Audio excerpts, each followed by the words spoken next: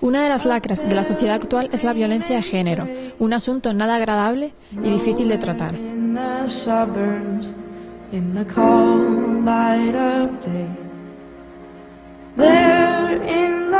La violencia doméstica puede surgir de dos maneras diferentes. Una de ellas es la escalada. En este proceso, la violencia comienza con el maltrato psicológico, luego el verbal y, por último, la violencia física. El otro de los procesos es el ciclo de la violencia, donde se va acumulando progresivamente la tensión y la hostilidad. A continuación, en el episodio agudo, explota y, por último, el agresor se arrepiente falsamente. En el capítulo de esta semana vamos a hablar de las características de la violencia doméstica.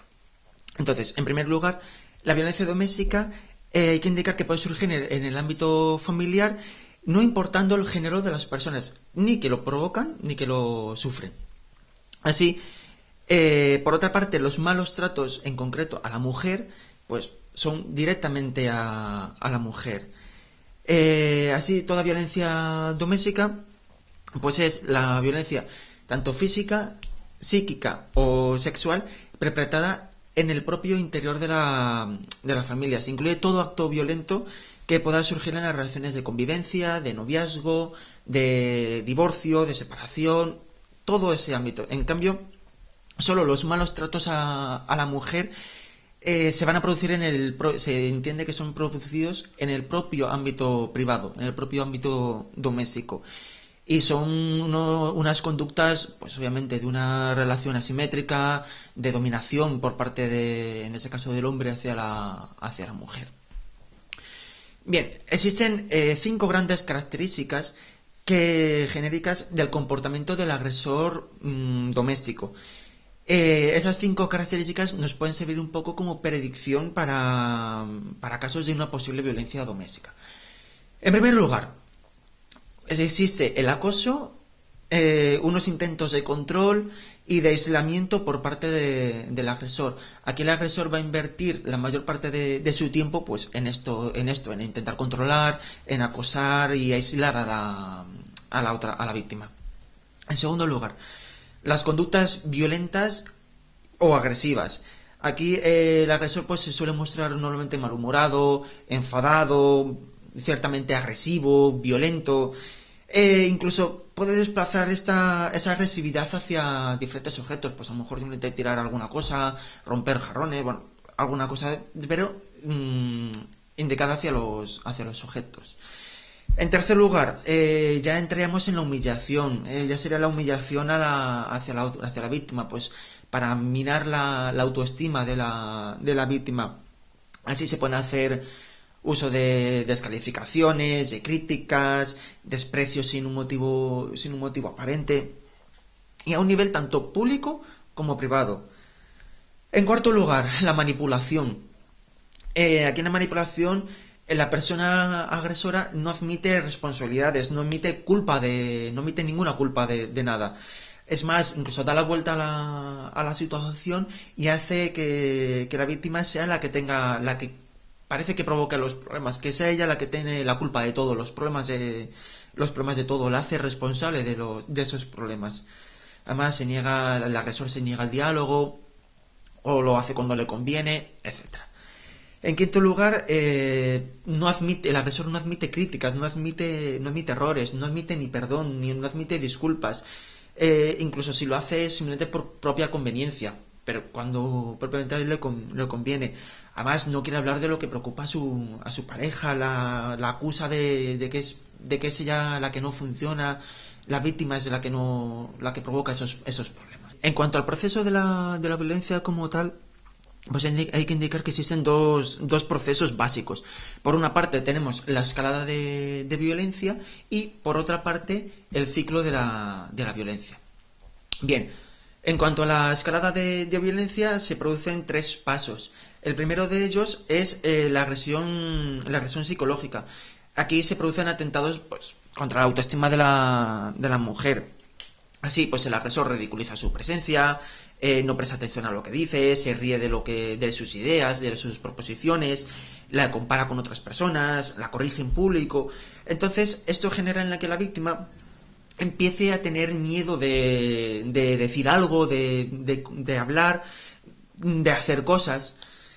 Y bien, por una segunda parte estaría ya la violencia propiamente verbal, que, como quien dice, refuerza esa agresión psicológica.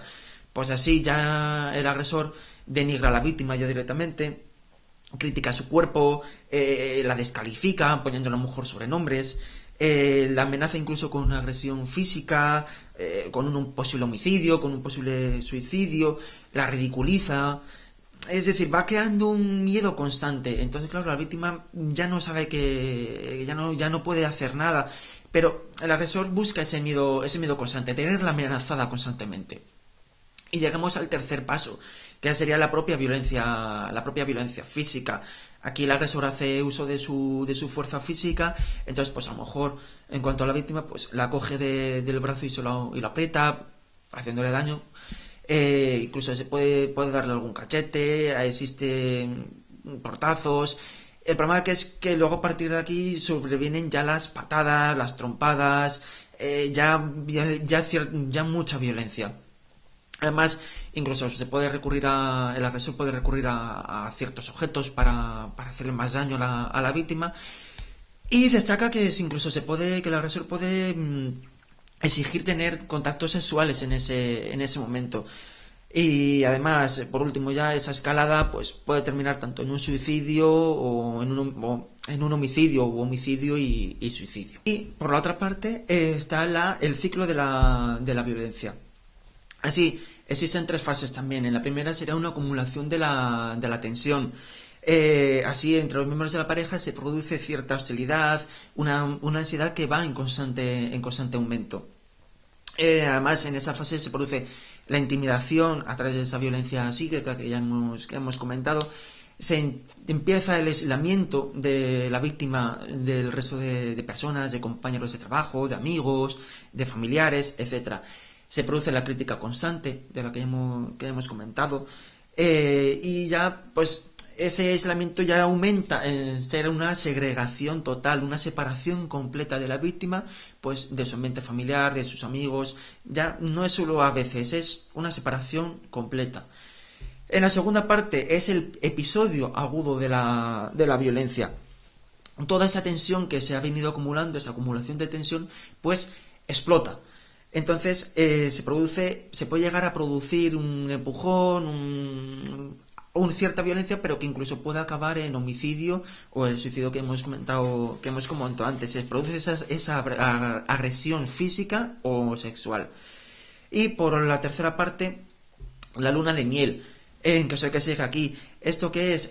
Pues aquí el agresor se arrepiente, pide disculpas, pide que la víctima lo perdone, pero es siempre una falsa reconciliación, porque va a volver a surgir ese ciclo de la violencia, se puede volver a producir, sino simplemente que una vez que se ha producido, si no se acaba en homicidio o suicidio, se produce esa luna de miel, pero es una falsa reconciliación, va a volver a pasar.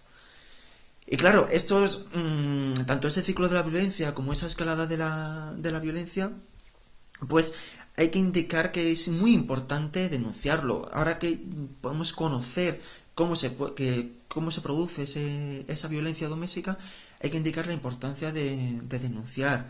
Así existen diferentes servicios de ayuda. El primero de ellos podría ser el teléfono del 016, teléfono del Estado, que es gratuito, funciona 24 horas al día, 365 días al año. En ese teléfono pues nos ofrecen atención, la que necesitemos, nos ofrecen asesoramiento e incluso ayuda en casos de emergencia. A nivel local, si no queremos llamar al teléfono, a nivel local existen los CEAS, que son Centros de Acción Social. En la propia página web de la Junta de Castilla y León se puede ver ese listado para ver cuál es el más cercano a nosotros. Aquí podemos acudir y nos van a ofrecer atención psicológica, asesoramiento legal. Incluso en esos CEAS trabajan los propios trabajadores sociales que se van a encargar del caso. Entonces nos pueden poner en contacto con diferentes asociaciones de violencia doméstica que nos pueden atender, nos van a ayudar, nos pueden ayudar en cuanto a, por ejemplo, una casa de acogida que sea en caso de que sea necesaria, y cualquier otro tipo de ayuda que necesitemos, pero hay que denunciar. Es un hombre maravilloso. Cuando me mira, cuando me acaricia, todo me da vueltas. Mañana le diré que le quiero para siempre. Soy tan feliz que no paro de llorar. Me ha insultado. Dice que soy una inútil. La niña lo ha visto todo. He tenido que mentirle al médico, pero los moratones y las heridas se notan demasiado. Estoy desesperada. No puedo más. Cualquier día pasará lo peor. Tengo mucho miedo. Todavía hoy, muchas historias de parejas se escriben con sangre. Ese es tu amor. No estás sola. Tu esperanza, tu vida, son nuestro compromiso. Junta de Castilla y León.